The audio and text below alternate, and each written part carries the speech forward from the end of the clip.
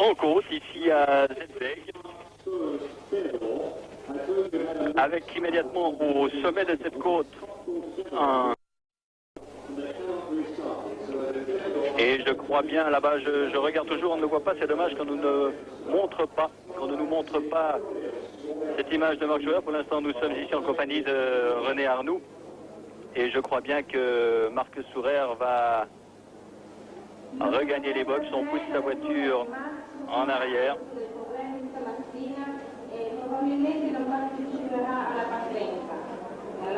Et alors, on prévoit déjà un forfait pour Sourer, c'est dommage.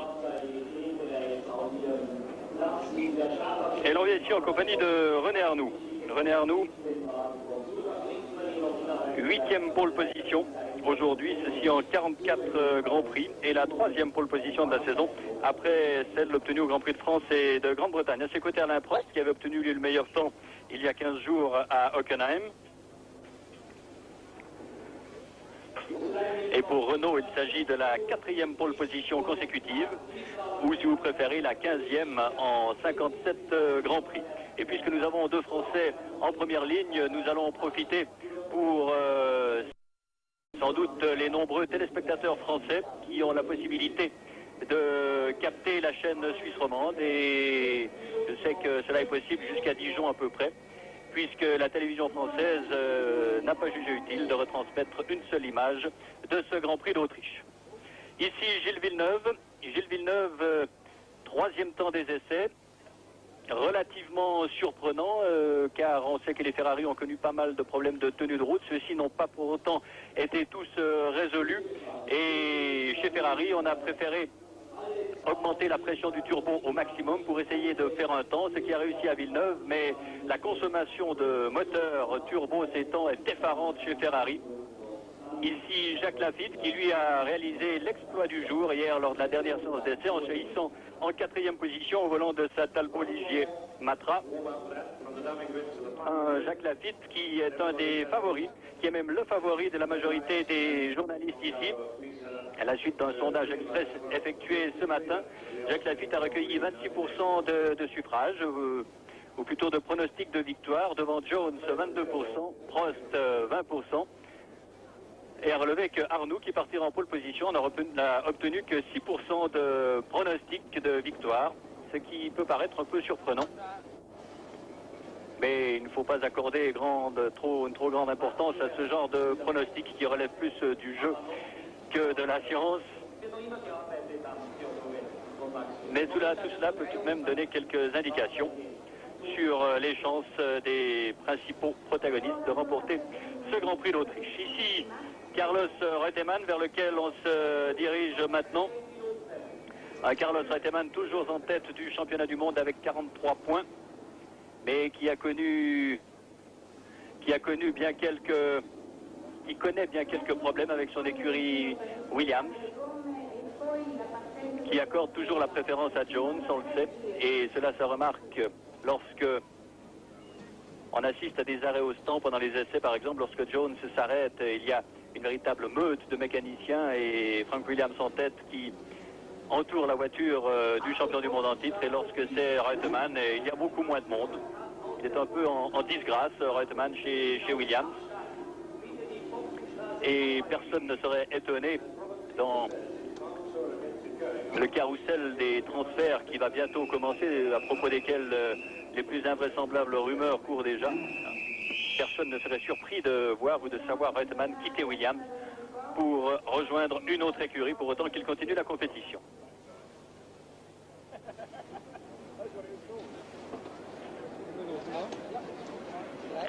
On va passer à son frère ennemi, Alan Jones, le champion du monde en titre, qui déclarait hier que ce Grand Prix d'Autriche représentait pour lui sa dernière chance de reconquérir le titre qu'il avait conquis l'an dernier, plutôt de conserver, non pas de reconquérir, car il ne l'a jamais perdu.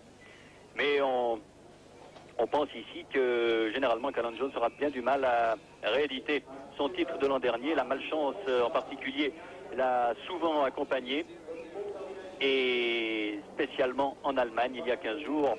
Ceux qui ont suivi ce Grand Prix avec nous s'en souviennent. Je vois que l'on pousse la Théodore de Marc Sourer le long des box maintenant. Il ne va vraisemblablement pas prendre le départ, Marc. Et ici, Nelson Piquet. Nelson Piquet, peut-être le rival le plus dangereux de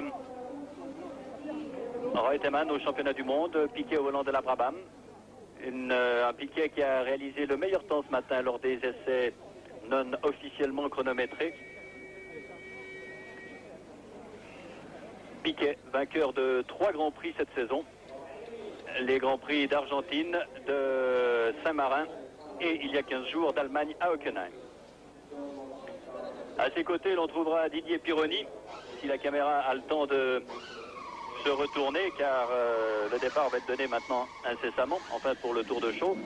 À Didier Pironi qui a effectué, je pense, un minimum de tours de piste durant les entraînements. Il a connu des ennuis d'hiver, un freinage manqué, une biellette de direction cassée et puis surtout des ennuis dorsaux très graves pour Didier Pironi qui a fait un faux mouvement au tennis dimanche dernier et qui ressent des douleurs à la limite du soutenable dans son dos. Ici Ricardo Patrese qui serre la main d'un de ses mécaniciens avec sans doute les mots d'usage. John Watson, le vainqueur du Grand Prix d'Angleterre au volant de sa McLaren MP4. Et Jean-Pierre Jarier, ici avec le Zéland numéro 32, Jean-Pierre Jarier qui sera dimanche prochain au départ de la course de Côte des Rangiers au volant de l'ACR de l'écurie Chevalet. Ici Bruno Giacomelli au volant de l'Alfa Romeo. Alfa Romeo qui annonce son turbo pour le Grand Prix d'Italie. Et le départ du Tour de Chauffe maintenant de ce Grand Prix d'Autriche que, on le rappellera, Jo Siffert avait gagné ici il y a exactement 10 ans au volant d'une BRM.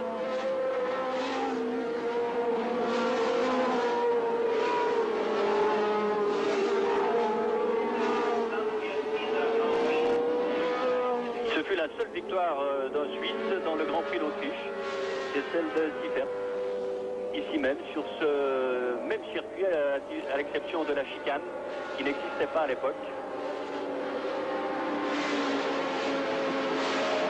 Ici, le virage Sebring, une descente vertigineuse vers la courbe Bosch. Un long virage en appui bien sûr et légèrement en dévers avec une sortie souvent spectaculaire à l'extrême limite de la piste.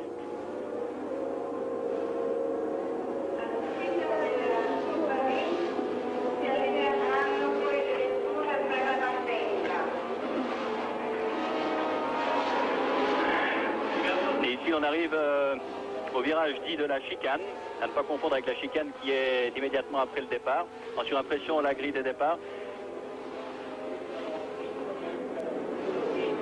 Un double gauche, puis une légère montée. Évidemment que les téléobjectifs écrasent un peu la pente. Ici une légère montée et une ligne qu'il convient de tenir très bien, sans quoi c'est souvent la sortie de route et la fin de la course dans les épis de blé, dans lesquels se cachent bien des bêtes. Et en particulier hier, les derniers essais ont été interrompus durant une demi-heure, car un chevreuil s'était aventuré sur la piste, un chevreuil que l'on a du reste pas retrouvé, il était se caché dans les blés. On espère qu'il ne va pas montrer le bout de ses cornes durant la course. Et l'on arrive ici à la courbe Rindt.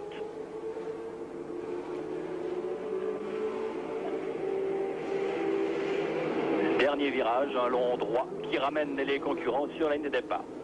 Numéro 17, c'est Derek Daly, Salazar, Alboreto, Borgoud, et vous l'avez vu, Marc Sourer va donc déclarer forfait. Ceci à quelques instants du départ de ce Grand Prix d'Autriche.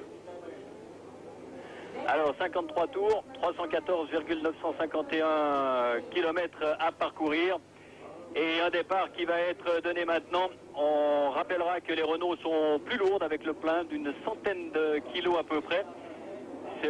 Mais Arnoux qui part en pole position à la corde va peut-être bénéficier de son avantage métrique.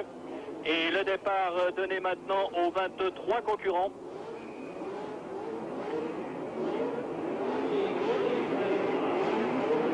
Attention au départ de Villeneuve, spécialiste des bons départs, de même que Prost ou Lafitte qui est également en deuxième ligne, suivi des deux Williams. Et c'est parti. Très bon départ de Villeneuve qui fait l'intérieur. Et Villeneuve prend la tête, suivi de Prost. Superbe départ. Attention, le passage de la chicane maintenant au premier tour. Et c'est Villeneuve qui est en tête. Devant, je dirais, Prost. Troisième Arnoux, quatrième Lafitte, cinquième Pironi. Avec tombé aux prises avec Alboreto. Ils se sont légèrement touchés. Roue dans roue en tout cas. Et Pironi a passé Lafitte déjà. Alors, une Ferrari, deux Renault, une autre Ferrari. La Ligier de Lafitte et les deux Williams, suivi de la Brabham de Piquet. Ceci, alors que s'amorce la descente et que Piquet est en train d'attaquer Reutemann déjà. Et Jones suit ces deux hommes de très très près. Les 4 voitures à moteur turbo en tête dans le premier tour.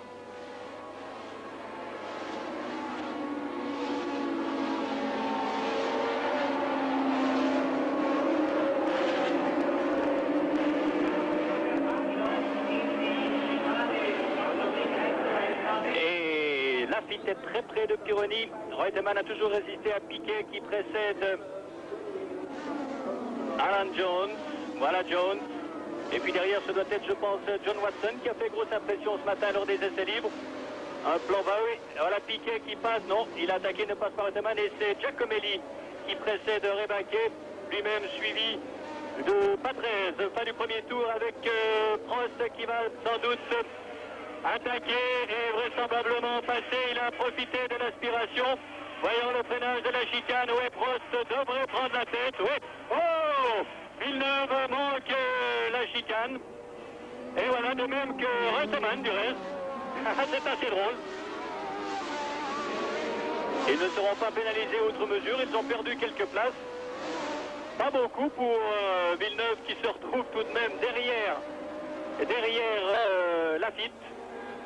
Et le peloton qui s'étire déjà quelque peu avec un Rebaquet gêné par Patrese qui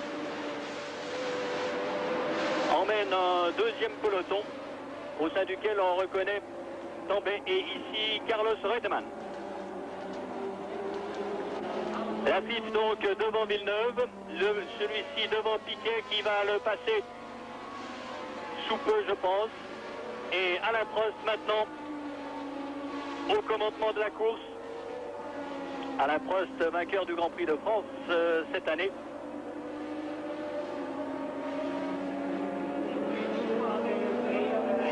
Une Renault s'était imposée l'an dernier. C'était la dernière victoire de Jabouille, la deuxième et la dernière de sa carrière.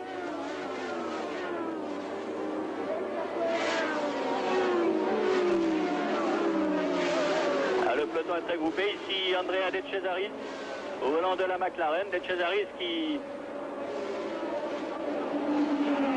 Et voilà, vous voyez que Lafitte fait des signes à Pironi.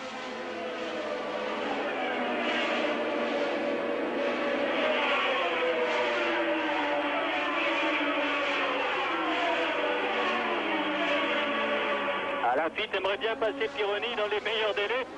Ah, il va peut-être sortir là, non, ce sera difficile de le passer à cet endroit, peut-être au freinage de la courbe dite Sebring, vers laquelle les voitures se présentent maintenant. Et tout à coup, Pironi a creusé un écart sur Lafitte.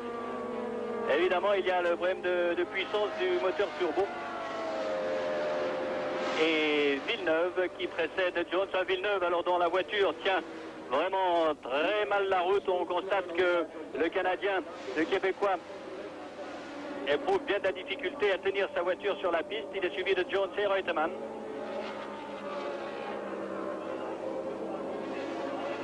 Vous voyez dans la courbe, dans la grande courbe, comme la Williams se rapproche de la Ferrari et que celle-ci reprend ses distances sur les rectilignes.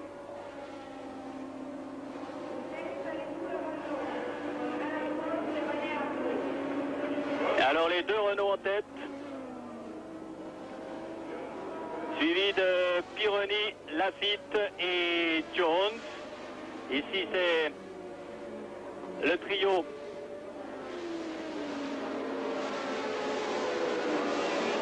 Ah, Piquet se rapproche de Laffite aussi. Et oui, une sortie très large de Pironi et Laffite. Renault n'arrivera pas à le passer. Alors Laffite, et c'est Piquet qui va attaquer Laffite maintenant. En vain, il n'a pas passé. Oh, je crois que Villeneuve également était en travers. Oui, Villeneuve a dû partir en tête à queue. Ou en tout cas, faire un écart assez... Ah, il est derrière, je crois qu'il est derrière Reutemann. Oui, on a constaté qu'au freinage de la chicane, tandis que Derek Daly s'arrête au volant de sa marche. Ah, dans ces grandes courbes rapides, Villeneuve aura beaucoup plus de peine à contenir ses adversaires qui n'avaient réussi à le faire victorieusement du reste au Grand Prix d'Espagne à fin juin. Et Laffite est toujours derrière Pironi et devant un menaçant Nelson Piquet.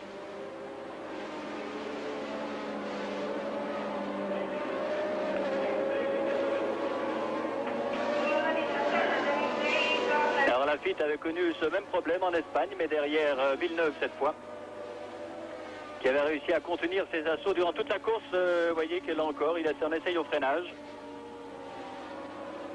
Ces longues courbes sont souvent en léger dévers, ce qui ne facilite pas les choses.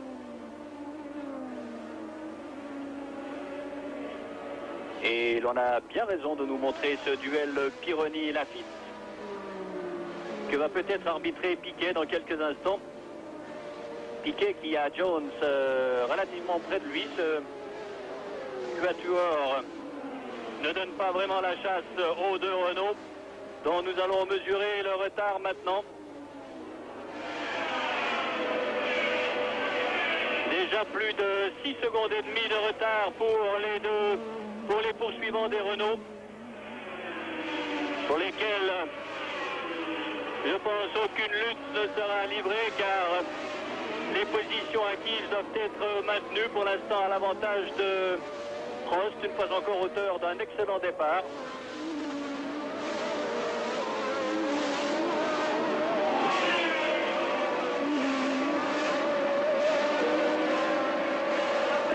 Laffite a fort à faire. On constate qu'en sortie de virage, il est très très près de Pironi, mais Piquet le harcèle à son tour et Jones a parfaitement recollé au peloton.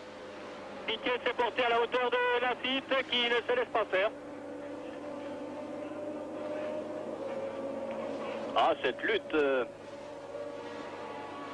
est superbe entre Pironi, Laffite, Piquet et Jones. Pour l'instant, n'y participe pas trop. Il s'est contenté de recoller au peloton.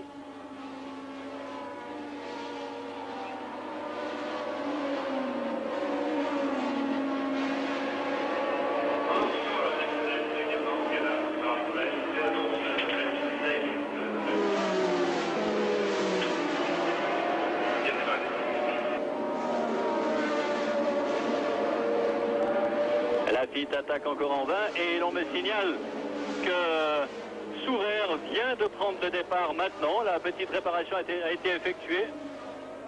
Il a donc pris le départ avec 5 tours de retard, Marc Sourer.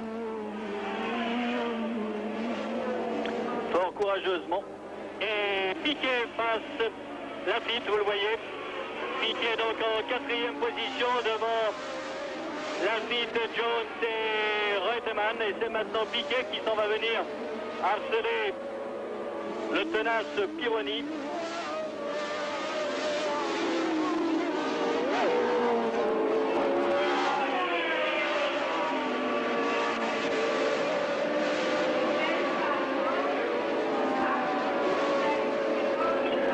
Jones et Reutemann semblent faire une course d'attente, pour l'instant en tout cas.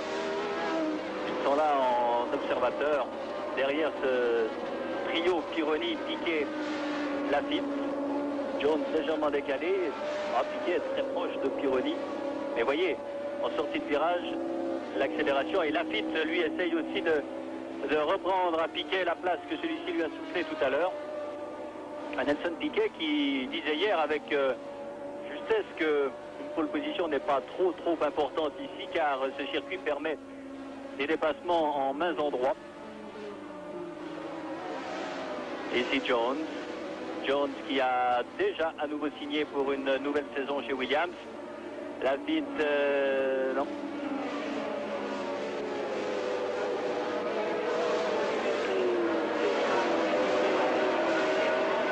Ah, ce peloton est extrêmement serré.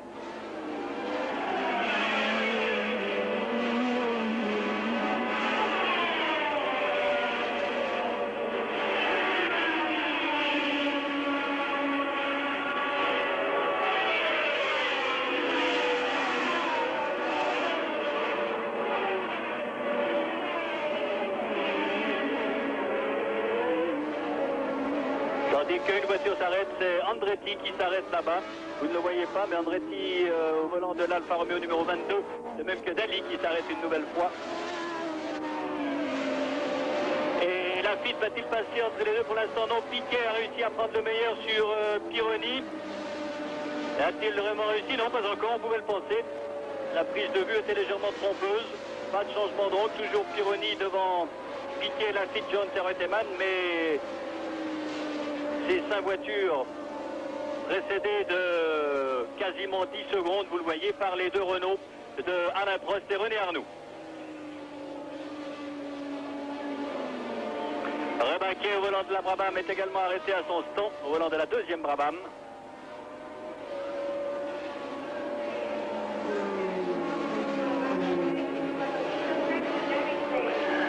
Pironi résiste magnifiquement bien.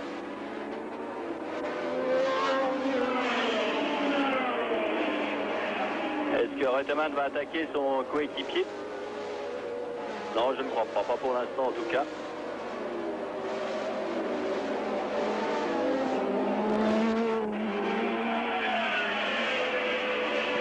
L'écart est de près de 15 secondes maintenant. Il faut dire que Pironi freine certainement, ralentit certainement ses poursuivants, qui aimerait bien le passer dans les sections techniques et non pas dans les sections de vitesse pure. Voilà Rebaquet qui repart. Quant à Villeneuve, il occupe pour l'instant la 9e position.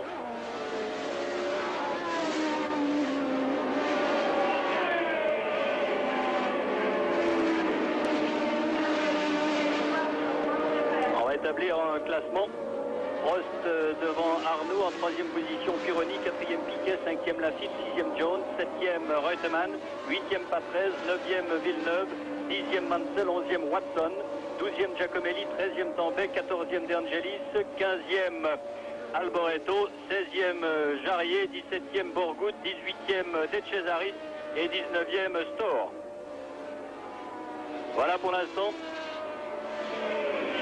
Andretti est reparti. Et vous avez constaté que Lafitte a repassé Piquet.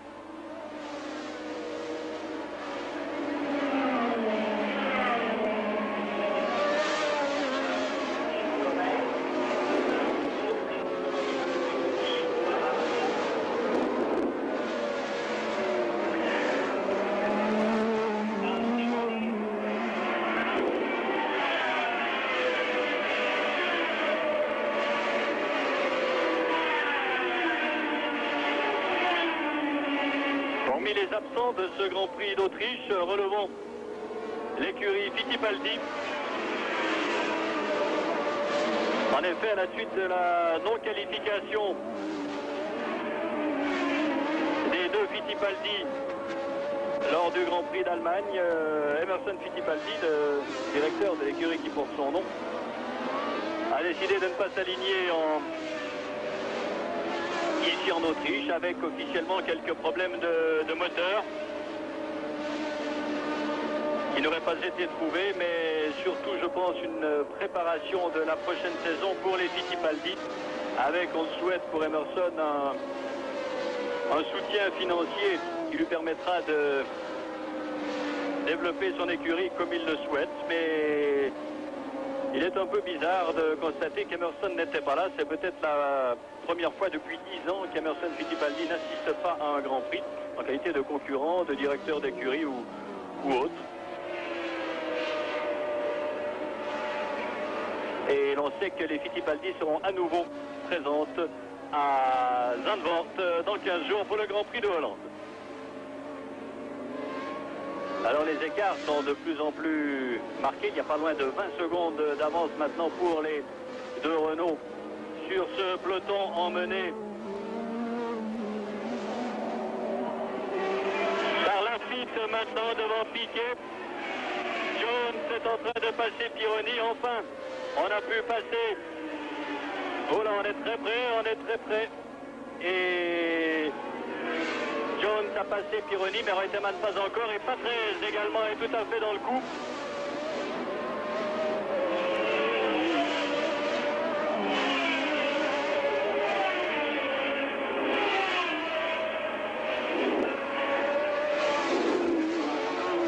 Et puisque nous parlons d'Emerson Fittipaldi, on précisera que le pilote brésilien, l'ancien pilote brésilien, s'était imposé ici en 1972 et que c'était la dernière fois qu'un champion du monde s'était imposé l'année de son titre au Grand Prix de... Et voici la vitesse maximale 2009, 305 km à l'heure sur la ligne droite. Et Fittipaldi donc était le dernier champion du monde en titre à s'imposer en Hollande, en Autriche, l'année de son titre. Je ne sais pas si cela va influencer quelque peu le moral ou l'ardeur de Reutemann ou Piquet qui vont peut-être se retenir pour ne pas gagner ici, mais je ne crois pas qu'il soit superstitieux à ce point.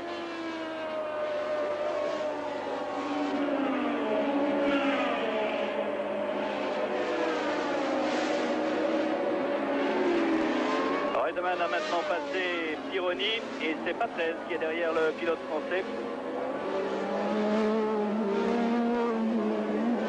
On revoit au ralenti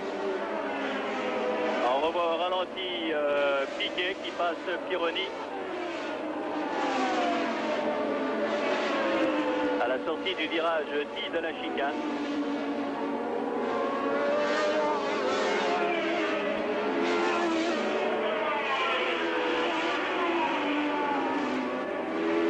Alors il sera intéressant maintenant, tandis que l'on revient sur la tête de la course avec Prost et Arnoux, il sera intéressant de relever les différences d'écart. Lafitte est à quasiment 19 secondes de Prost. Voyons si cet écart aura plutôt tendance à faiblir, à se stabiliser ou à augmenter. Il aura plutôt tendance à faiblir, je pense.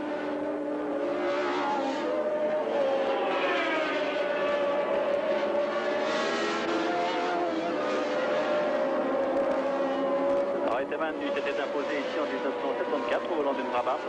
Watson y avait remporté son premier Grand Prix en 1976 au volant d'une Penske. Et Jones avait remporté son premier Grand Prix également en 1977 au volant d'une Shadow. Et il avait réédité cet exploit au volant d'une Williams il y a 2 ans, en 1979.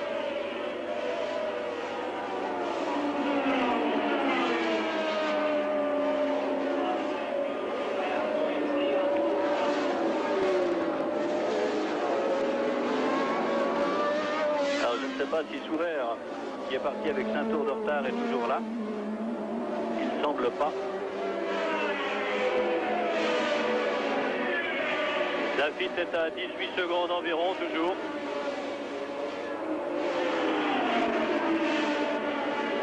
Ici, Nelson Piquet, qui n'est pas encore tout à fait dans les roues de Lafitte, mais je crois que les deux pilotes n'ont pas fini de s'expliquer.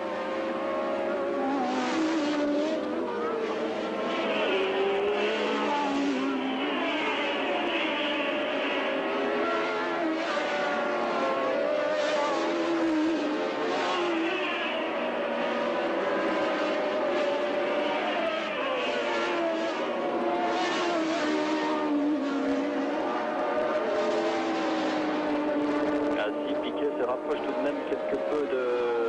Oh, pas beaucoup de Lafitte.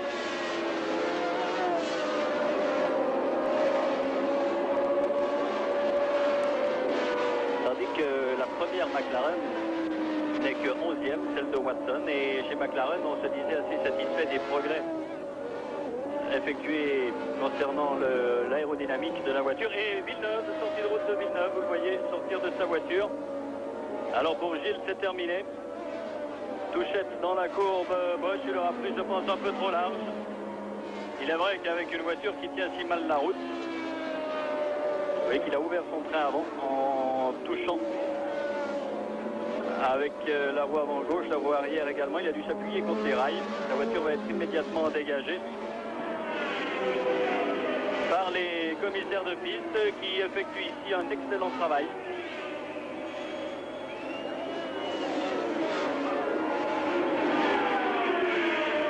Vous voyez où il a été frappé. Il a été frappé à peu près un peu plus haut que l'endroit où balaye le commissaire.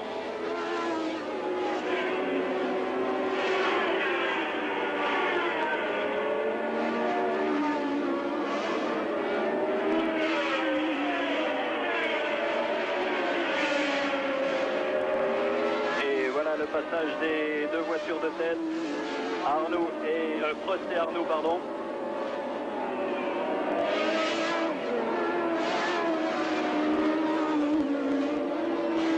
17 secondes 69 séparent Prost et Lafitte, ce qui revient à dire que Lafitte revient légèrement sur les Renault de tête à raison d'environ 1 seconde par tour. Mais je pense aussi que les Renault, les pilotes Renault n'ont pas levé le pied, loin de là, mais roulent à une cadence peut-être un tout petit peu moins élevée que Lafitte, qui lui est talonné par Nelson Piquet. La deuxième Ligier est plus loin, celle de Tambay, elle est en 11e position. Un Tambay qui, curieusement, à 16 secondes 40 maintenant, un Tambay qui nous disait que sa voiture, dans la même configuration aérodynamique que celle de Lafitte, perdait environ 2 secondes au tour. Villeneuve aussi ne cachait pas ce matin que les voitures ne sont, même entre le mulet, sa voiture de réserve et sa voiture de course, il y a des différences énormes. Les voitures ne sont jamais identiques.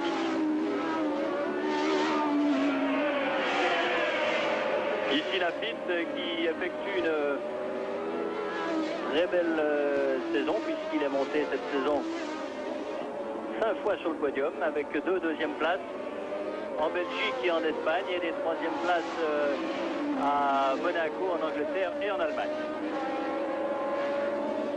Ici, il contient, semble-t-il, assez facilement les assauts que Piquet ne lui porte du reste avec pas trop.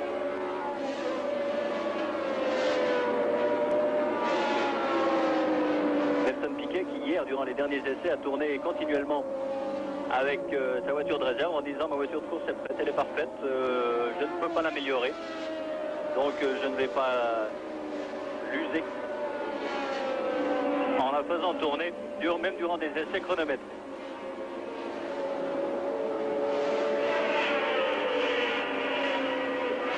Un Nelson Piquet qui, soit dit en passant, fêtera demain son 29e anniversaire.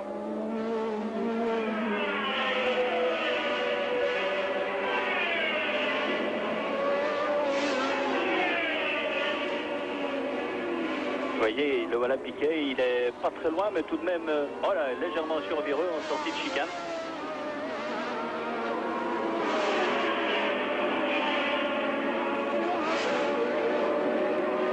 Et on va peut-être rappeler le classement au 14e tour.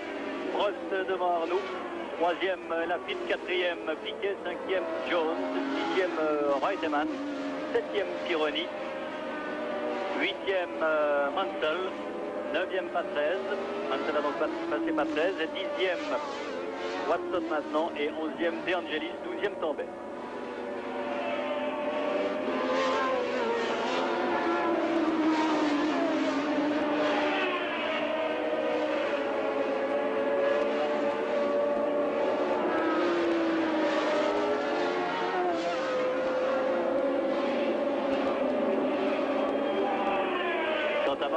Il a dû partir donc après bien quelques tours de retard, tout simplement, je pense, pour qu'il soit dit qu'il avait participé à ce Grand Prix d'Autriche et pour en toucher les primes de départ sans doute.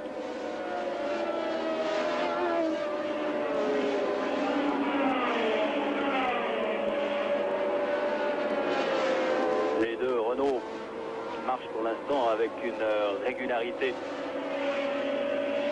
remarquable.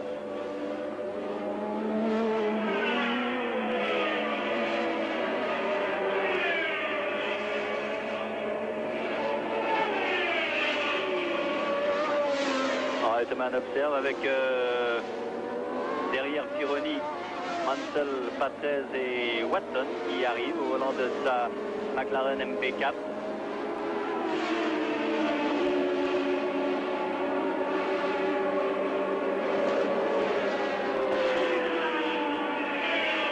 Alors que les Alfa Romeo sont un peu plus attardés. On sait que Alfa Romeo en principe devrait aligner son moteur turbo au Grand Prix d'Italie à Monza dans 4 semaines, à condition que les essais qui sont effectués présentement s'étant à Balocco par le pilote italien Francia s'avèrent concluants. Mais à propos de Alfa Romeo, on précisera que Gérard Ducarouge, qui était directeur sportif chez Ligier, jusqu'à ce que celui-ci le congédie, voilà Watson qui vient de passer Patrese, et bien Gérard Ducarouge a été engagé comme consultant pour la fin de la saison chez Alfa Romeo et que vraisemblablement un contrat de collaboration pour la saison prochaine sera conclu. Mansell en sortie de la Courbrine, non c'est trop difficile. Non, c'est pas la Courbrine, c'est le virage dit de la chicane. Et Ducarouge donc vraisemblablement collaborera à plein temps de la saison prochaine chez Alfa Romeo, ce qui sera sans doute un renfort pour l'équipe italienne. Et un soutien pour l'ingénieur Guidi.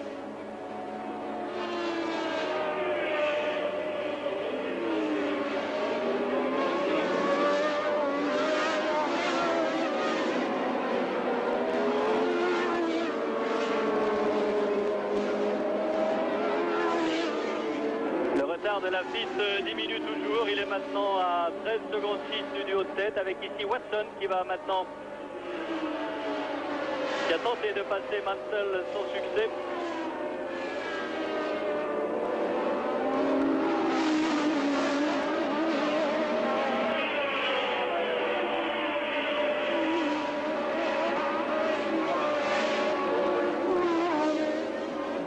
Quant à Patrick Tambay, il n'a pas bouclé le dernier tour. On ne sait pas s'il est en panne sur le circuit.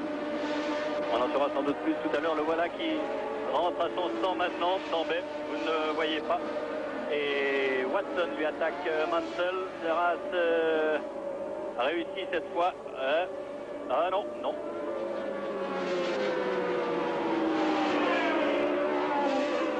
Tambay s'arrête, là, va juste en face de nous.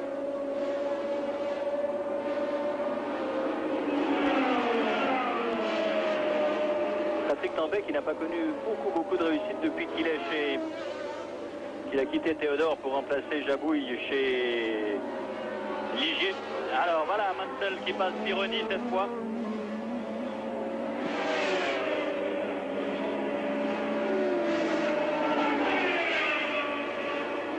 Il est à chaque fois abandonné. Les 3 Grands Prix qu'il a disputés sur Ligier en France avec des ennuis de transmission. Ennui de moteur en Angleterre et un nouveau de transmission en Allemagne pour Patrick Tambay.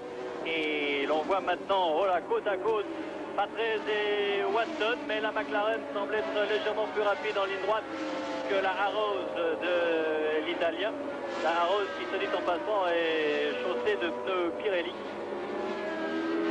Mais ce sont les mêmes pneus qu'à Silverstone encore car l'usine est en vacances, elle est fermée.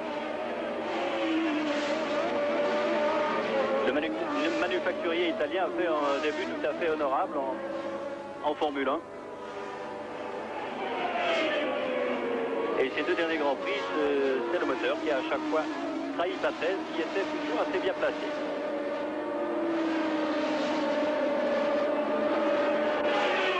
Voilà Tambay.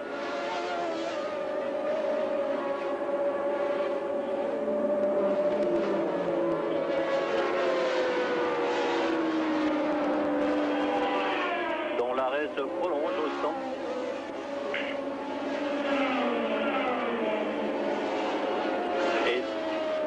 Et Tambay va repartir, je pense maintenant. On entend son moteur. qui tourne.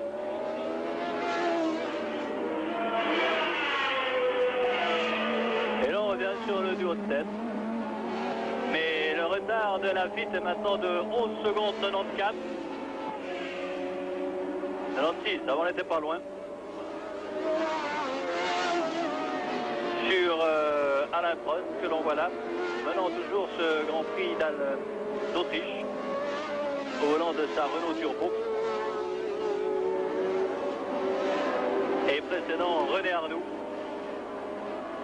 un Stéphanois et un Grenoblois, tous deux au physique de jockey, qui domine alors très largement pour l'instant ce Grand Prix d'Autriche.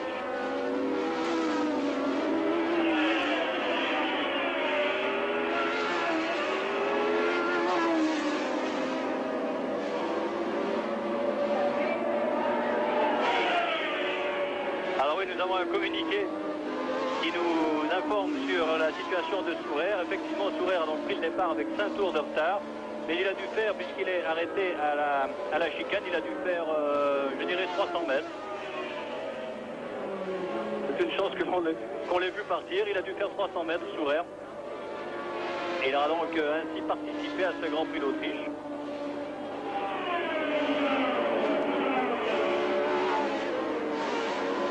Un Sourer qui est au centre de pas mal de discussions lorsque l'on parle de transfert. Et il se pourrait bien, nous n'allons pas répandre des bruits, car il y en a trop, nous en entendons trop, mais il y a un bruit qui semble être assez sérieux. C'est celui d'un contrat qui lierait pour la saison prochaine Sourer à McLaren. Les discussions sont en cours, en tout cas on ne sait pas à quel point elles sont avancées, mais elles sont en cours, la chose est certaine. Et en tout cas, on se réjouirait beaucoup de voir Sourer rejoindre l'équipe britannique, où il prendrait vraisemblablement la place d'Ed Cesaris. Ed Cesaris qui a connu hier sa 20e sortie de route de la saison.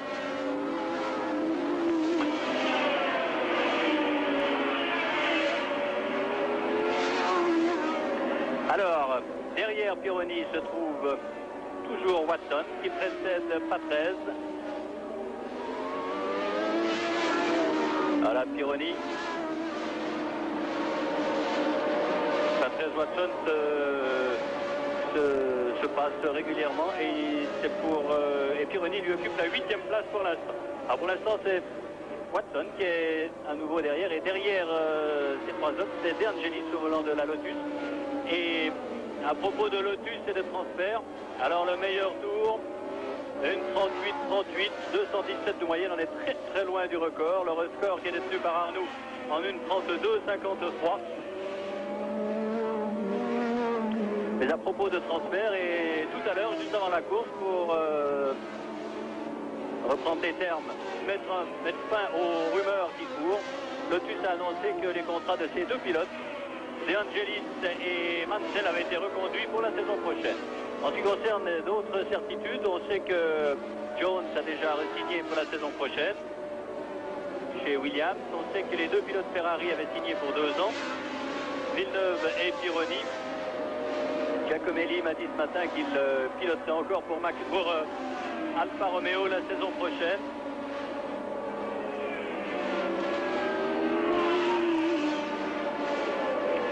Ce sont là les certitudes.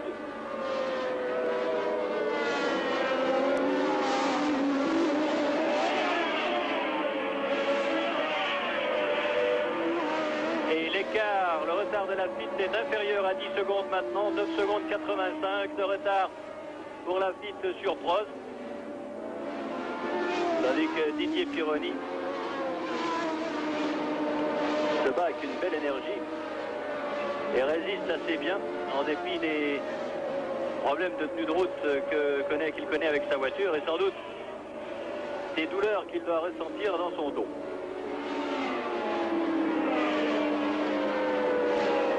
Alors on va refaire le classement. Prost vient de passer, il précède Arnoux d'une seconde environ. Lafitte est à 9 secondes. Piquet à 11 secondes et quatrième. Cinquième, nous attendons Jones, le voilà, à 16 secondes et demie.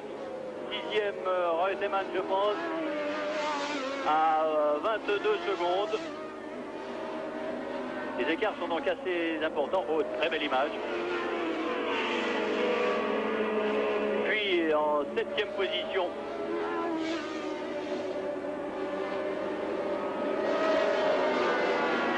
Mansell à 41 secondes et demie. En huitième position, Pironi.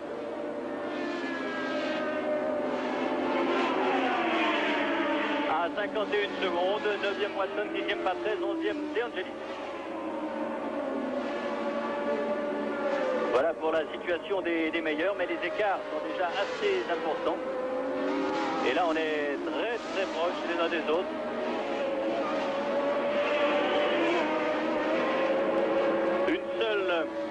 Une seule Tyrrell est en course, vous l'avez peut-être constaté, puisque Eddie Cheever ne s'est pas qualifié.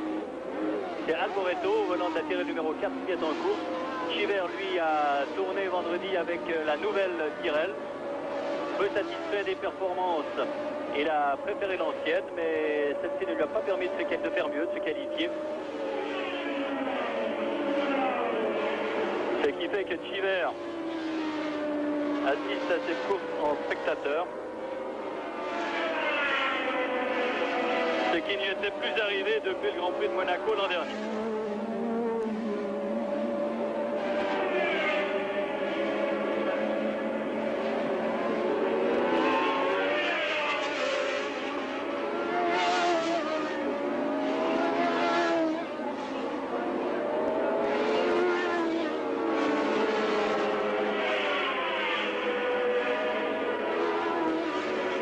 Nous avons assisté hier à une...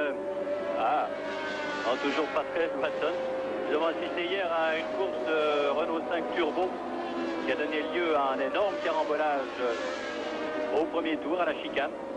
Carambolage dont ont été victimes deux pilotes suisses, Isler et von Landen. Se sont mutuellement télescopés du reste. Et le seul Suisse qui a terminé cette épreuve est Jean-Claude Perrinck, qui s'est classé 16e.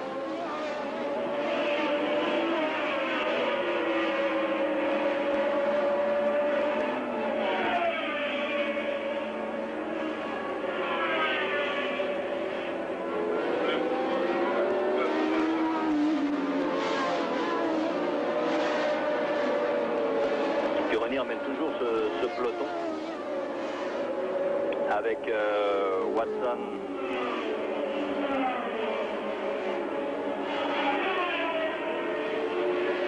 alors je crois que Giacomelli n'est plus là.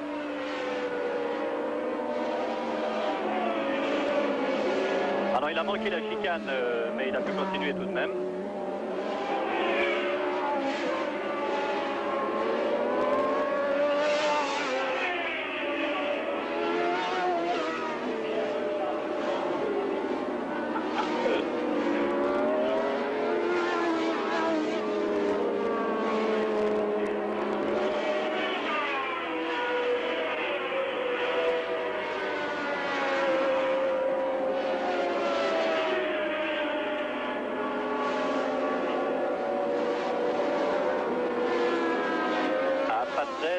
Semble faire l'intérieur. Ah non, il est obligé de sortir moins vif du virage s'il veut prendre l'intérieur et de ce fait ne peut plus passer Watson. Cette lutte est très belle entre les deux pilotes, Watson et Patrese.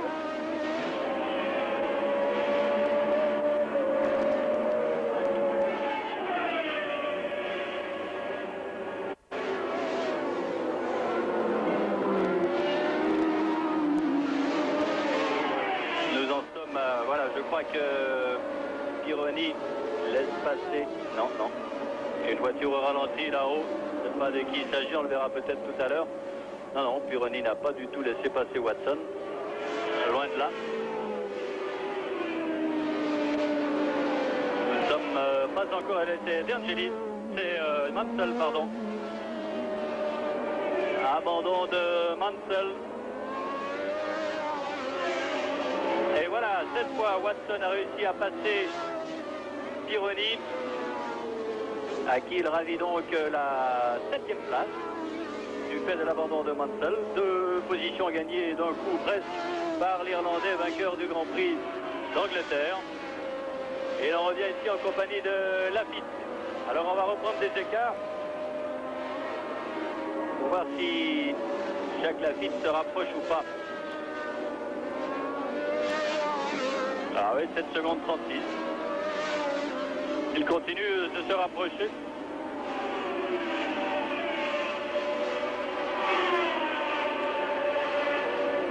Des 2 Renault de Prost et Arnoux qui, on les voit dans le fond.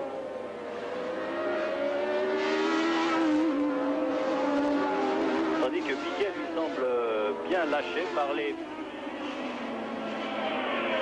la Talbot, Ligier de Lafitte, et que c'est Alboreto maintenant qui va concéder un tour au leader.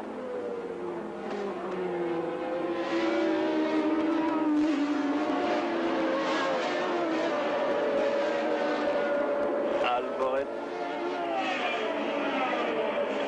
Ah oui, Lafitte n'est vraiment plus très loin. Il passe maintenant devant nous.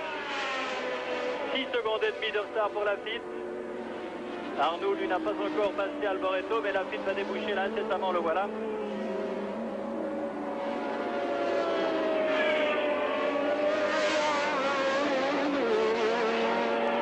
Alors, on nous dit que Tambay a des difficultés avec le système hydraulique.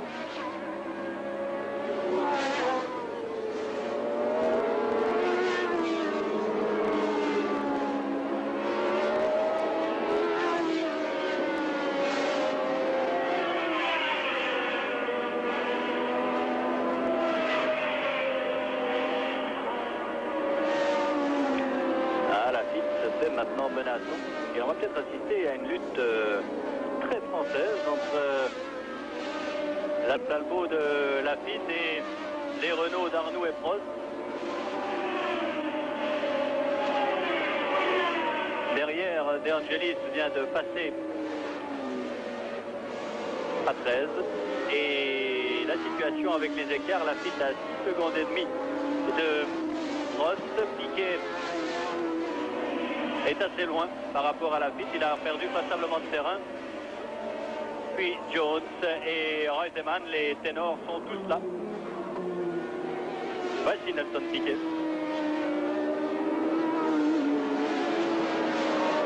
Qui lui n'a pas encore signé chez Brabham pour la saison prochaine.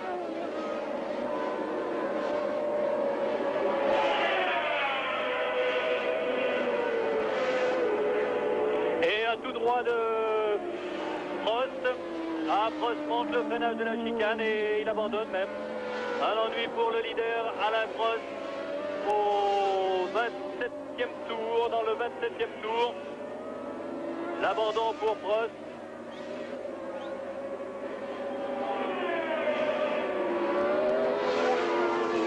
On ignore la raison de cet abandon, bien sûr.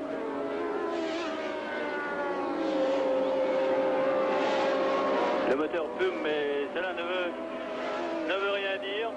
Là, il regarde, c'est peut-être un problème de suspension. Il regarde sur le côté gauche de sa voiture. Ah, si on pouvait avoir... Voilà, il est difficile de se faire une idée.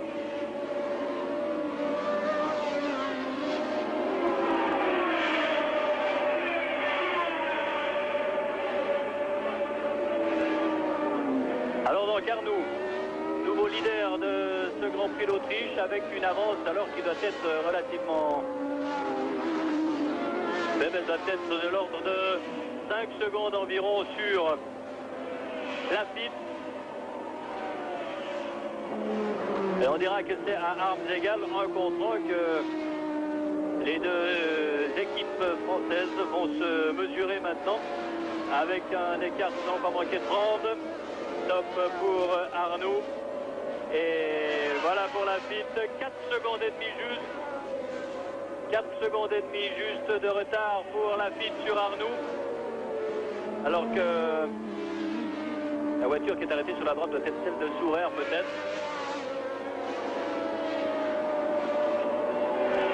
Il aura fait la côte.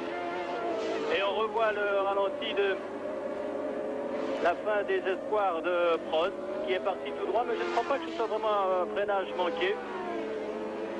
Sans quoi il aurait pu contourner les piles de pneus et continuer. Nous en saurons sans doute plus dans quelques instants. La dizaine de Sourer, donc, qui n'aura fait. En fait, pour lui, ce Grand Prix d'Autriche sera résumé à une course de côte, puisqu'il aura fait que la petite montée qui suit le départ.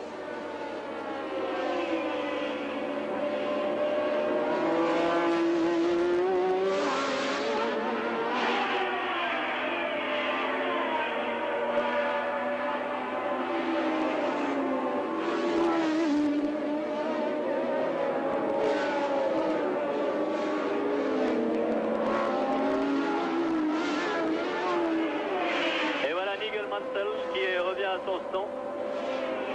Le jeune, voilà. Vous avez le bonjour de Mansell, ce jeune espoir britannique qui porte un peu les espoirs de tout le. Ici Andretti est tombé. Les espoirs du sport automobile britannique.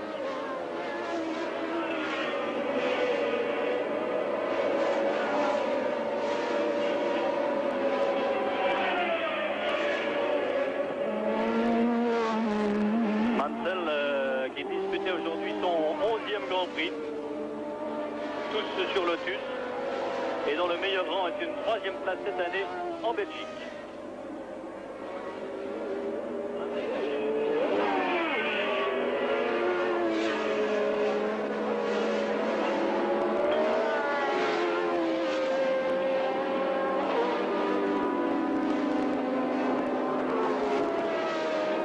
Se rapproche beaucoup, 3 secondes 74 maintenant.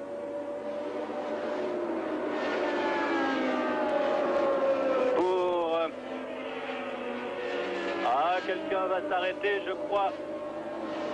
Je vois que chez Ligier on s'agite quelque peu. Oui, c'est Tambay qui s'arrête une nouvelle fois.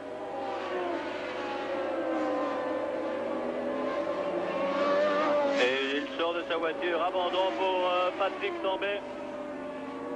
Donc les courses malheureusement se suivent et se ressemblent étrangement, avec chaque fois des abandons.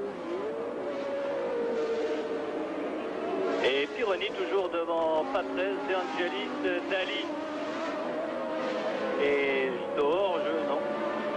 Ah non, ben voilà Stohr qui sort de la route là sur la gauche, ou plutôt qui immobilise sa voiture dans le champ.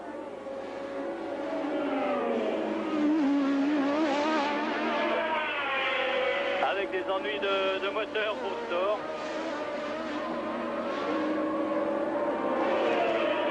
Et un retard de 3 secondes et demie pour la piste sur Arnoux. Ici Pironi devant Patrese. Et à propos de Stohr, on pense que le pilote italien ne restera pas longtemps chez Arrows et même en Formule 1. On parle déjà de son remplacement avant même la fin de la saison. Pour la tournée américaine qui conduira les équipes tout d'abord à Montréal pour le Grand Prix du Canada, puis à Las Vegas le 17 octobre, je crois.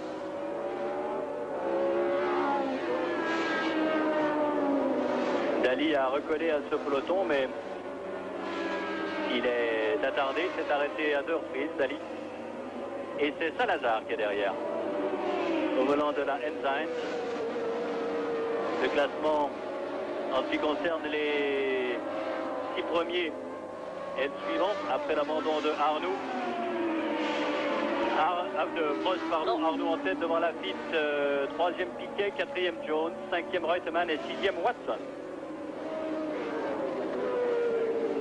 Et la course que s'élise maintenant d'Angelis et Patrese est... Oui, Daly est à 7 tours.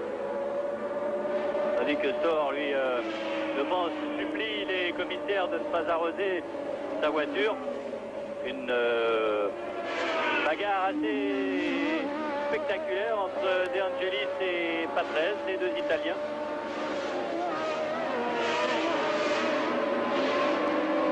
Et Salazar va déboîter pour passer Daly, peut-être. Pour l'instant, c'est De Angelis qui essaye de passer Patrese. Y parvient-il? Oh, Daly lui a... Oh, c'est serré tout ça. Et il y est parvenu, De Angelis. Oh, Patrese semble même perdre passablement de terrain.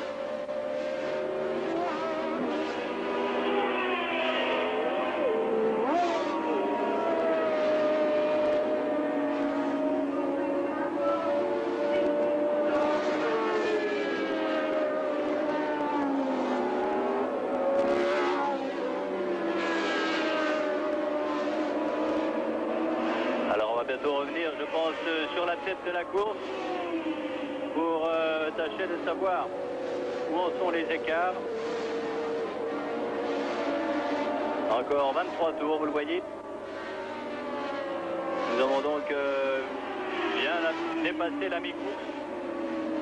Il y a 53 tours en tout dans ce Grand Prix discuté à l'allure d'un véritable sprint à plus de 200 km/h de moyenne. Voilà Rebaque, le Mexicain. Suivi de Daly et Arnoux. Et la piste est peut-être à moins de 3 secondes maintenant d'Arnoux. Voilà la piste. Il se rapproche toujours plus de son compatriote et rival. 2 secondes 10 même, nous annonçons. Arnoux a passé Bourgoud et Lafitte va faire de même incessamment.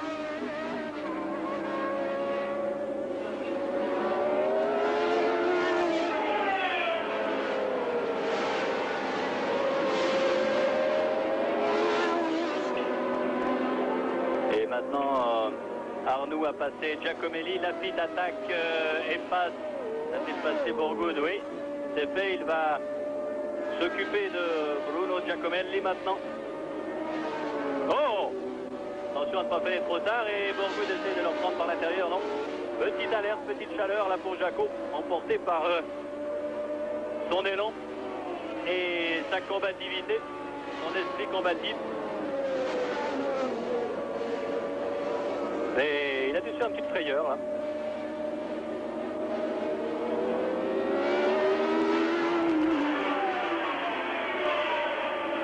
Il n'a toujours pas passé Giacomelli. Cela va se faire maintenant, se fait maintenant. Voilà qui est fait. Arnoux, lui, arrive dans les roues de Rebaque. On va reprendre tous les écarts. Une seconde 97 de retard pour Lafitte sur Arnoux. Tandis que Piquet, lui, est à 11 secondes. Et Lafitte est véritablement déchaîné. Je n'ai pas vu passer Jones. Si, il a passé. À plus de 20 secondes, les deux Williams.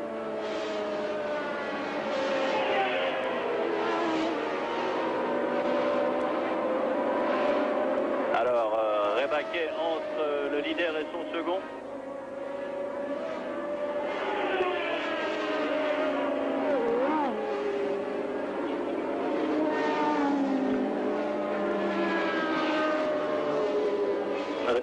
Rebaque qui est attardé car il s'est arrêté tout à l'heure à son stand. Il est en tout cas à 2 tours du leader René Arnoux. On va essayer de voir ce que signale le son Renault à son pilote.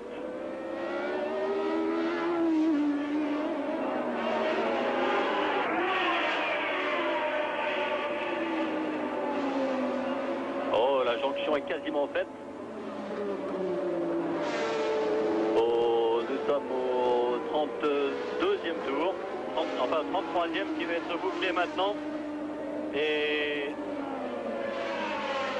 80, oh c'est même pas, 76 centièmes de seconde.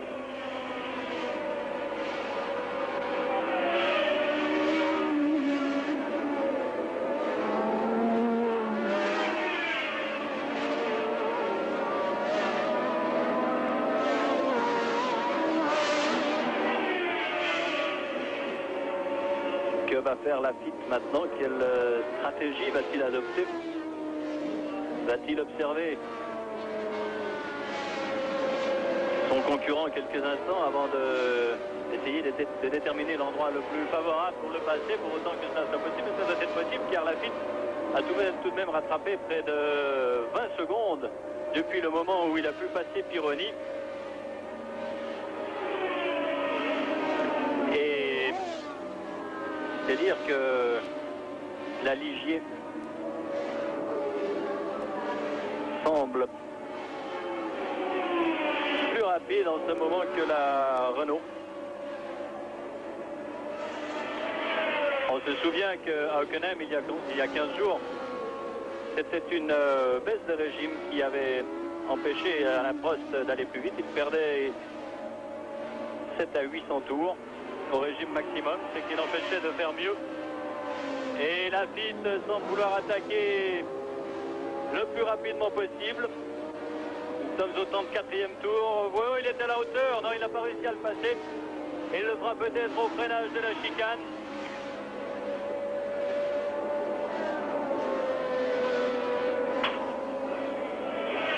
Non, il ne le fait pas au freinage de la chicane.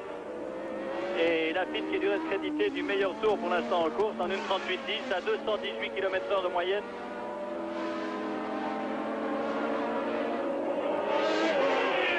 Et on me signale que De Angelis a passé Pironi et qu'il est donc 7e. Lafitte toujours derrière Arnoux.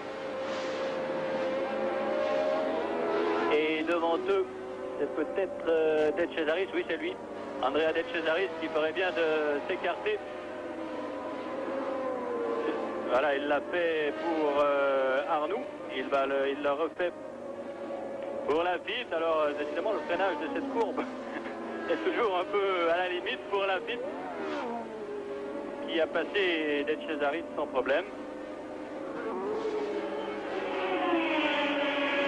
De Cesaris qui est sans doute un très bon pilote sur un tour, capable de faire de très belles choses, mais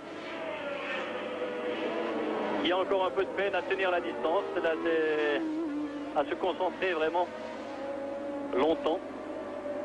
Et cela s'est traduit souvent par des têtes à queue, des sorties de route, heureusement toujours sans gravité pour le jeune pilote italien. Ici Lafitte. Alors Arnoux signalé à 307 km/h dans la descente vers la grande courbe.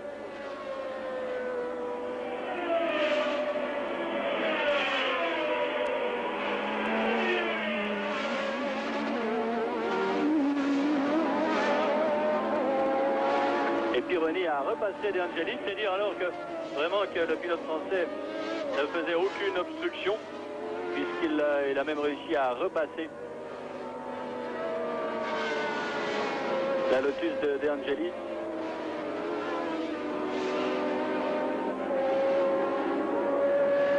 Alors il me semble que quelque chose couve en ce moment. Lafitte doit être en train de mijoter un coup à sa façon.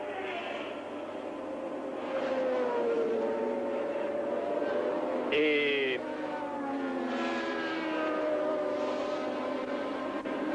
on vous signale tout de même que vous avez là non seulement les deux leaders, les deux premiers du Grand Prix d'Autriche, mais aussi les meilleurs pêcheurs à la ligne et à la mouche de toute la Formule 1, puisque Arnoux a pêché 88 depuis mercredi et Lafitte me disait ce matin, évidemment il est arrivé mardi, c'est normal qu'il en ait plus que moi, mais j'en ai bien une soixantaine. Eh bien, on constate qu'ils sont aussi agiles à la mouche qu'au volant. Et que Lafitte est très près en sortie de la courberine. Il va essayer de profiter de l'aspiration peut-être maintenant. Non, la puissance de la Renault l'empêche de se coller derrière elle. Il va donc peut-être miser sur une erreur de Arnoux.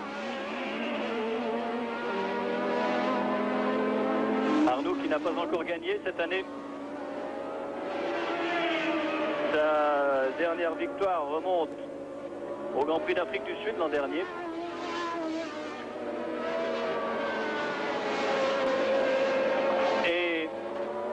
Une voiture qui rentre dans les... Oh, c'est extraordinaire, c'est Giacomelli. Oh, la voiture prend feu, il faudrait qu'il s'arrête avant d'arriver au stand. La voiture de Giacomelli prend feu. Ah, je crois que c'est éteint déjà. Ah non, non, pas tout à fait. Dans un grand nuage, Giacomelli rentre. On ne voit plus grand-chose. Non, ce n'est pas bien grave. Probablement, oui. Une suspension cassée, un élément qui traînait par terre, qui a provoqué des étincelles. Oh, Laffite se rapproche terriblement d'Arnoux au freinage de cette longue courbe gauche en dévers. Alors pour Giacomelli, l'abandon.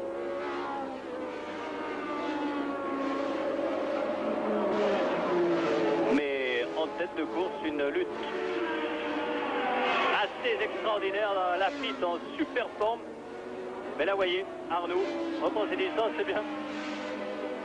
Laffite connaît finalement la même expérience qu'en Espagne. Où il se rapprochait, était toujours au basque de Villeneuve, mais dans les courbes et dans les rectilignes, Villeneuve reprenait ses distances. Et voilà l'Alfa Romeo blanchi, légèrement blanchi de Giacomelli. On demande aux mécaniciens ici, le mécanicien Kuogi, à droite sur l'écran, qui a été très longtemps le mécanicien de Niki Lauda chez Ferrari. Et lorsque Lauda avait quitté Ferrari, eh bien, il avait pris son mécanicien avec lui.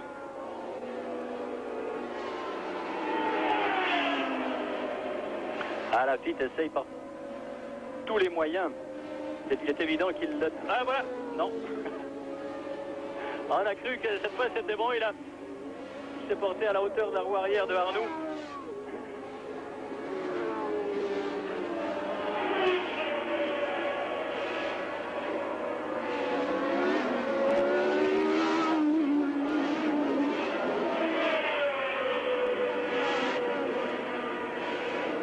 Nous sommes dans le 38e tour. Encore 15 tours pour Laffite. Il entend passer Arnoux. Mais ce sera sans doute difficile si Arnoux ne commet aucune faute et si sa voiture ne le trahit pas. Peut-être au gré des dépassements. Maintenant, on voit que le duo de tête se rapproche d'un trio composé en tout cas de Daly, Salazar et on va voir qui est devant encore, avec une voiture de service sur la piste.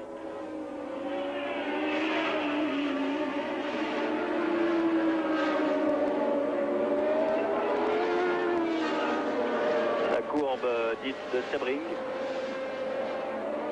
Alors Patrese a... Ah, voilà, on a passé Pironi. Il y a pas mal de monde là que le duo de tête d'avoir passé. Daly en premier lieu. D'abord Daly passe Salazar pour se mettre un peu à l'abri. Et c'est donc l'enzyme de Salazar que Arnoux et Laffite vont devoir doubler en premier.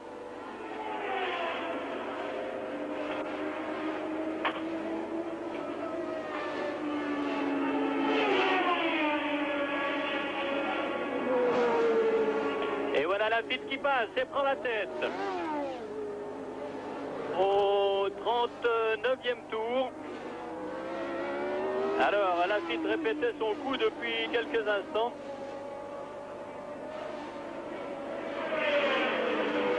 Et Laffite passe Arnoux, prend donc la tête du Grand Prix d'Autriche. Et passe maintenant Salazar. Alors Laffite va sans doute faire le trou.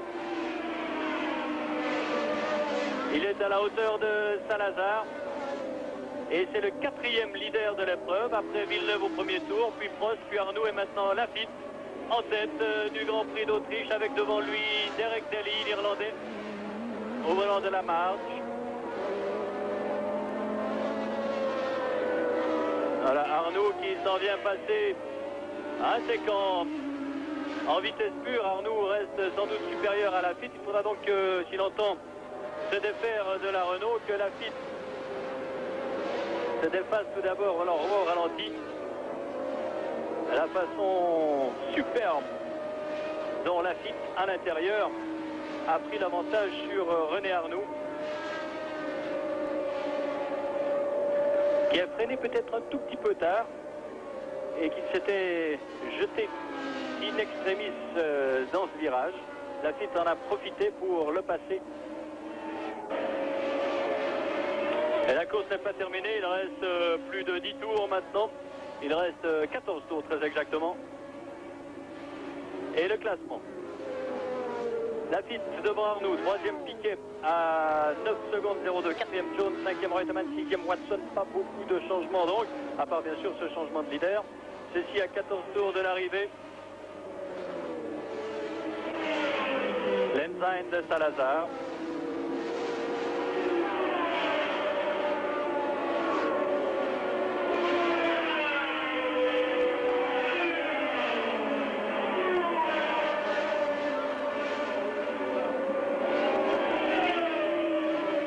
Ouais, Lafitte prend tout de suite des distances maintenant.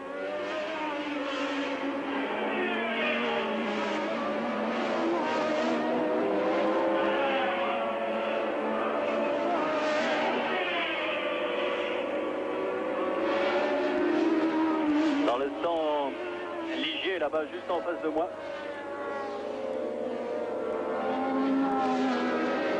On se met à y croire. Et il faut dire que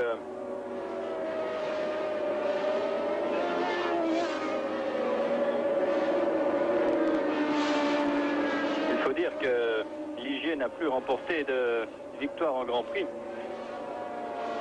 depuis le Grand Prix d'Allemagne de l'an dernier, c'est-à-dire juste une année, à 15 jours près.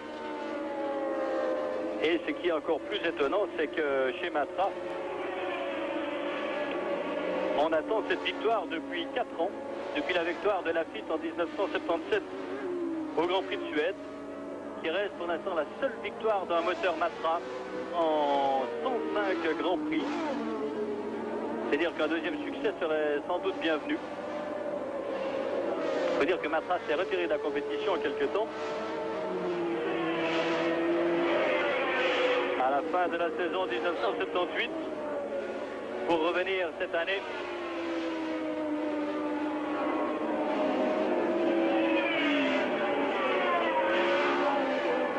« 8 secondes 75 sépare Lafitte de Piquet, mais il y a Arnoux entre deux.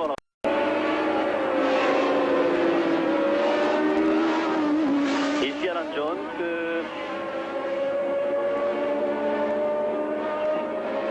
Jones qui est derrière Watson. Non, d'ailleurs, De Cesaris, pardon. C'est une McLaren, mais pas la même. Jones a toujours quatrième. Et Watson, lui, sixième. Au cinquième rang se trouve Reutemann. Et si Reutemann devait rester cinquième et marquer 2 points, il totaliserait 300 points sur l'ensemble de sa carrière en Formule 1. Seul Jackie Stewart, qui en a totalisé 360, a fait mieux que lui.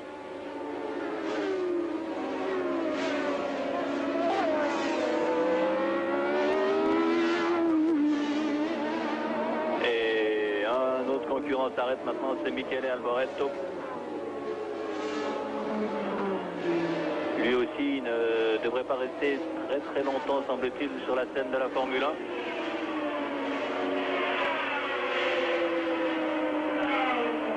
C'est fini pour lui.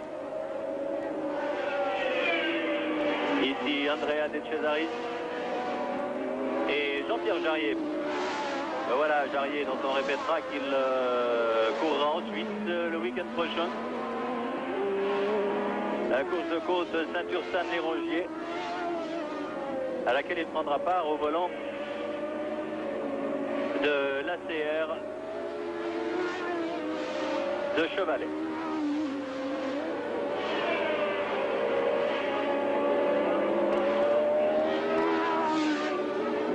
Lafitte passe Jarier.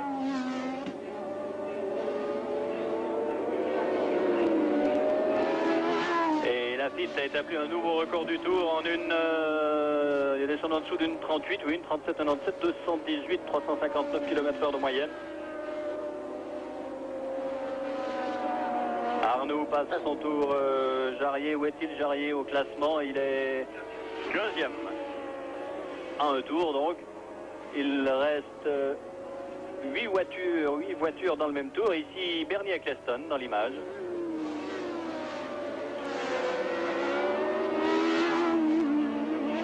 Patron de la Foca, patron de l'écurie Brabham.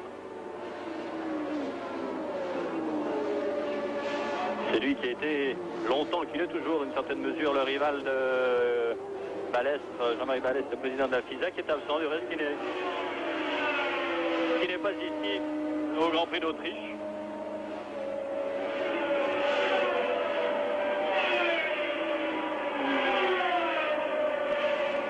Il reste 10 tours à parcourir maintenant. Et la FIT a 2 secondes et demie d'avance sur Arnoux et 10 secondes sur Piquet. Il va maintenant doubler Patrese.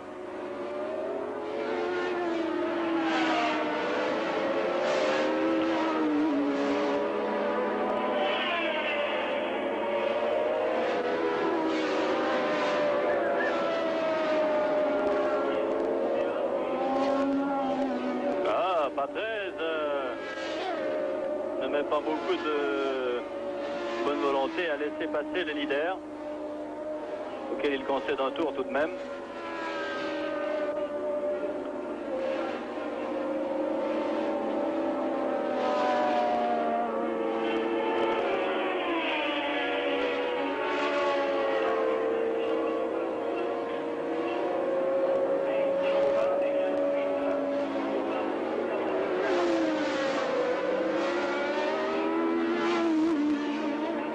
Et maintenant, c'est De Angelis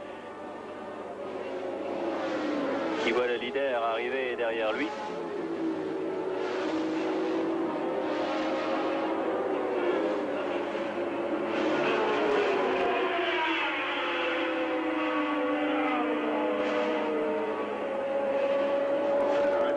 Et Patrese s'arrête à son stand. Plus aucune arrose en piste pour l'instant, je ne sais pas si Patrese repartira.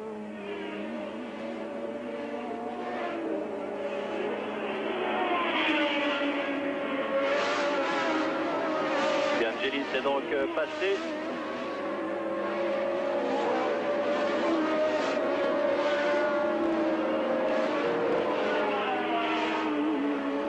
Pironi est toujours là, contrairement aux 2 précédents Grands Prix. Son moteur turbo semble tenir beaucoup mieux aujourd'hui. Et Arnoux, lui, ne s'avance pas encore battu. Il n'est pas très loin. Pironi est 12e pour l'instant. La voiture d'Arnoux semble tenir assez bien. En tout cas, pas de problème apparent de tenue de route.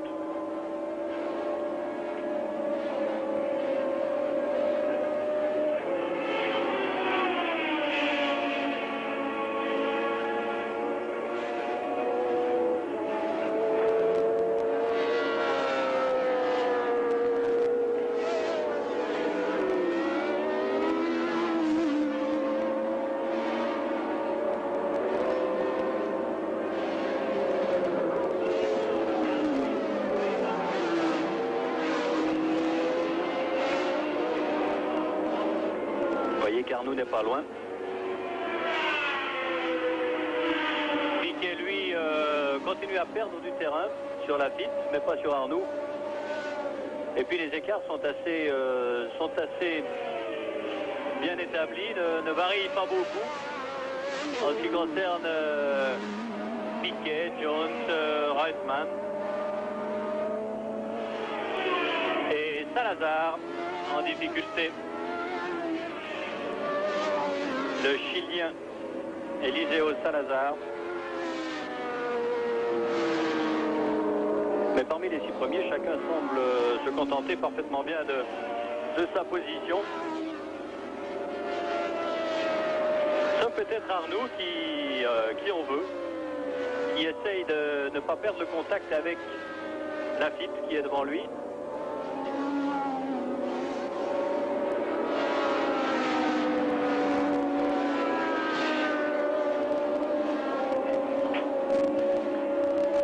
dire, quoi qu'il arrive, que la fiabilité de cette Talbot Ligier est tout à fait remarquable. En tout cas celle de Lafitte. Tandis que Borgoud, au volant de la TS, s'arrête, vous ne le voyez pas. Une fiabilité tout à fait remarquable, puisque depuis le Grand Prix de Belgique, Lafitte a terminé à chaque fois sur le podium, à l'exception du Grand Prix de France, où il avait été victime d'une touchette avec Andretti, si je me souviens bien. Oui.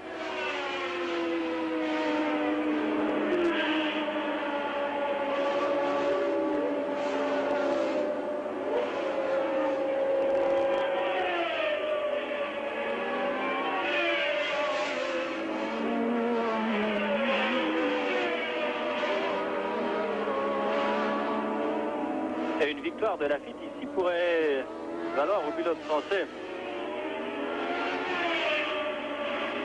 une chance accrue de s'imposer dans ce championnat du monde qui va peut-être nous valoir encore bien des surprises. Après ce Grand Prix d'Autriche, il restera 4 courses, successivement la Hollande, l'Italie, puis le Canada et Las Vegas. Et il serait assez surprenant que, comme il y a 5 ans,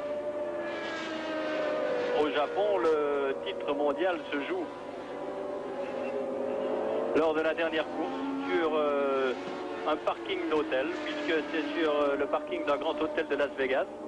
Une course de Formule 1 décisive pour le championnat du monde sur un circuit qui semble plus fait pour le karting qu'autre chose. Eh bien, cela serait assez surprenant. On n'en est pas encore là, car bien des choses peuvent encore se passer, mais il semble à peu près certain que, comme l'an dernier, tout ne sera pas joué au Grand Prix d'Italie, où assez souvent le titre mondial a été attribué.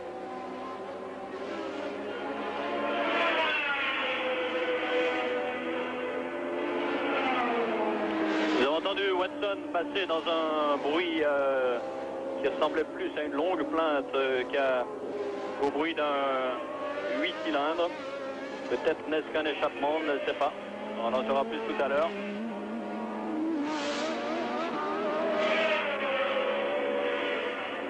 Pour l'instant, Lafitte a augmenté son avance, puisque celle-ci, c'est... Oh là, tête à queue de Patrese. Sortie de route, tête à queue de Patrese, sans aucune gravité pour lui. Ni vraisemblablement pour sa voiture. Il y a suffisamment de dégagement un peu partout ici à Zetveg, et le retour d'Eliseo Salazar.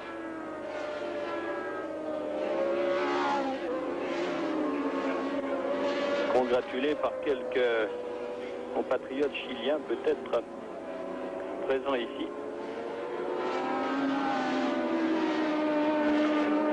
D'Eliseo Salazar, dont il faut bien reconnaître qu'il est un pilote assez talentueux.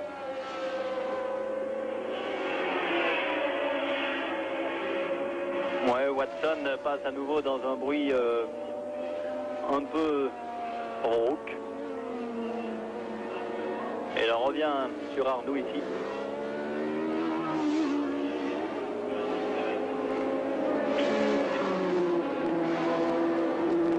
On va prendre l'écart. Voilà pour Lafitte qui passe devant moi. Et Arnoux maintenant, 5 secondes 63. À 4 tours de la fin. Autant qu'il se soit agi d'un 4. Oui, c'est bien ça. Lafitte n'a pas encore course gagnée, mais on n'est pas loin.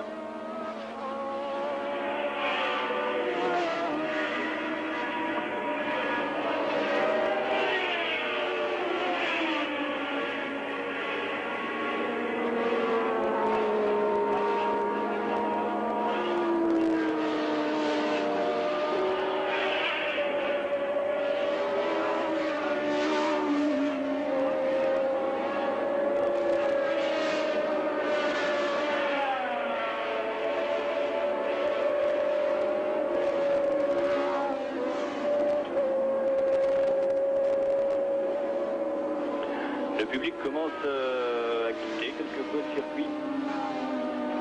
Il faut dire que la journée était longue et que la première course a eu lieu à 8h30 ce matin. Et que la dernière aura lieu tout à l'heure à 17h.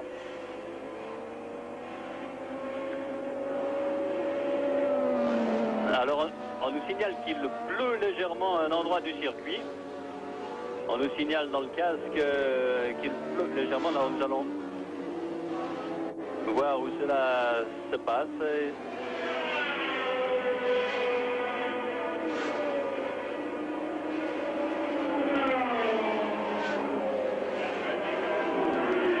Ici, Lafitte à la chicane. Ce n'est pas ici qu'il pleut en tout cas.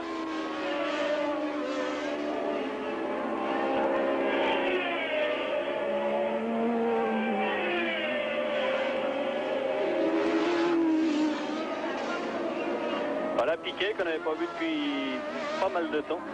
Toujours troisième, Nelson Piquet, qui va regrignoter quelques points à Reutemann.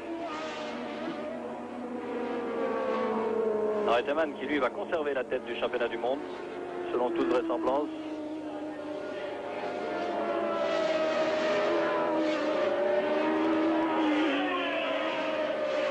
Mais à 4 tours de la fin, Lafitte est bien près de remporter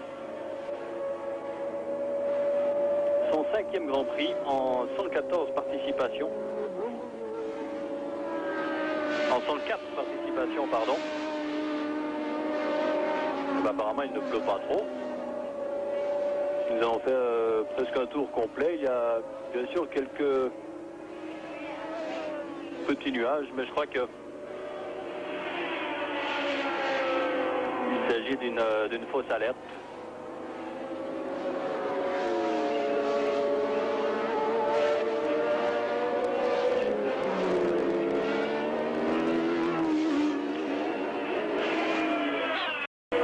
Alors encore 2 tours. Le marquoir qu'on nous montre là-bas semble hésiter. Oui, encore 2 tours.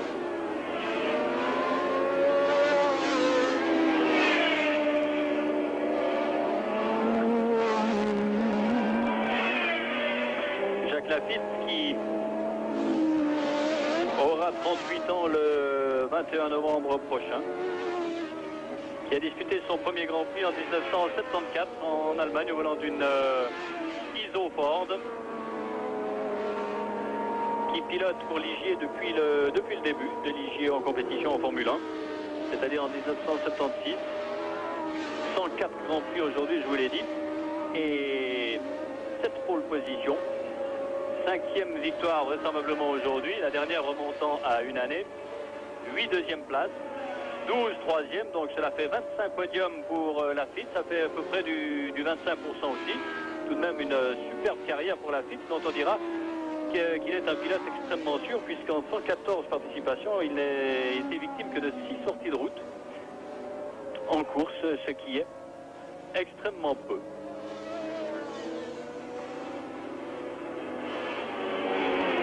Alors maintenant, le marquoir officiel nous redonne 3 tours.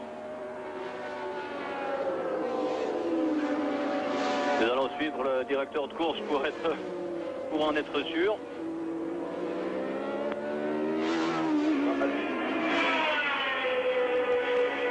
Alors voilà, 2 tours maintenant. Un peu de flottement.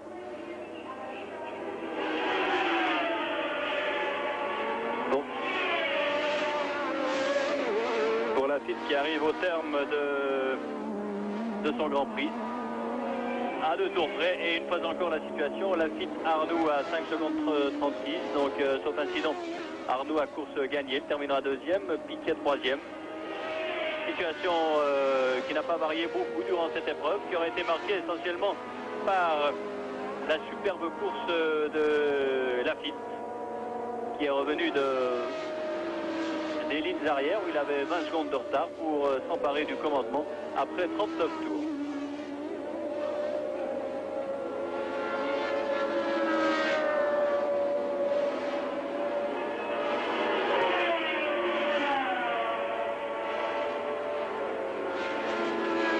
Ainsi, les 4 premiers du championnat du monde vont marquer des points aujourd'hui.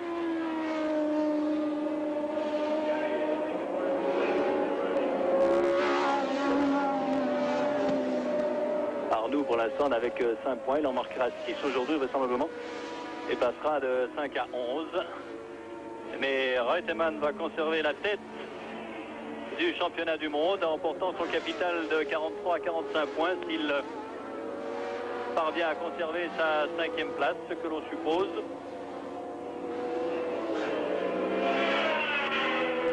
Et Laffite entre maintenant dans son dernier tour.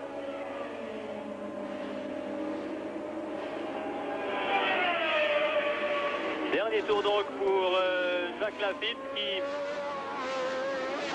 va apporter au moteur Matra son 2e succès en plus de 100 participations. Et c'est lui-même du reste qui va apporter le premier succès à Matra au Grand Prix de Suède 1977.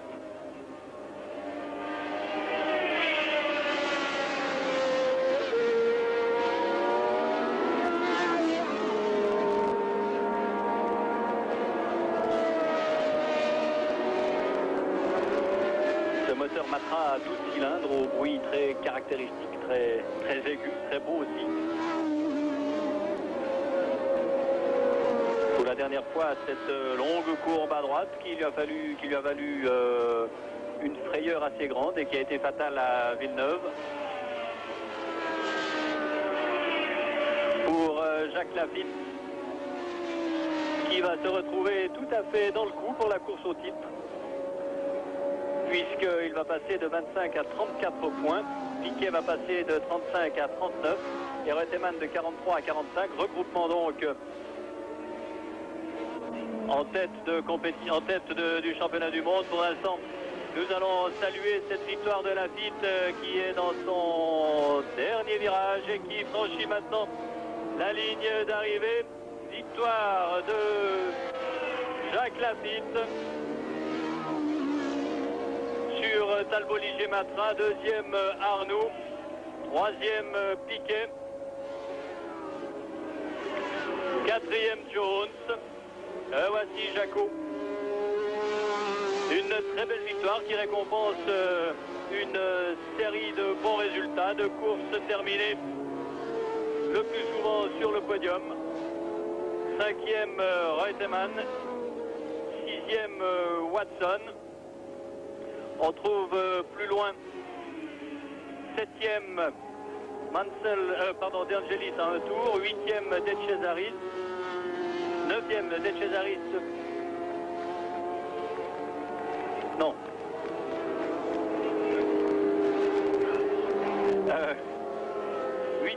7e De Angelis, 8e De Cesaris, 9e Pironi, 10e Jarier. Voilà pour les 10 premiers de ce Grand Prix d'Autriche. Au championnat du monde des conducteurs, situation inchangée mais resserrement au haut du tableau puisque Reutemann conserve la tête avec 45 points. Devant Piquet 39, Laffite 34, Jones 27 et Villeneuve à égalité avec Watson avec 21 points.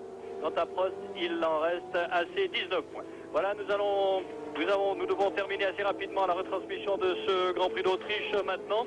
Gagné donc par Laffite devant Piquet, devant Arnoux et Piquet. Et ensuite l'impression de la situation au championnat du monde. Nous terminons donc maintenant. Vous donnons rendez-vous, si vous le voulez bien, dans 15 jours pour le Grand Prix de Hollande qui se disputera à Zandvoort et que nous suivrons, selon la coutume, en entier et en direct. Ici Jacques Deschenaux à Zeltweg. Mesdames, Mesdemoiselles, Messieurs, merci d'être restés en notre compagnie. Je rends maintenant l'antenne au studio. Bonne fin d'après-midi à tous. À vous, Genève.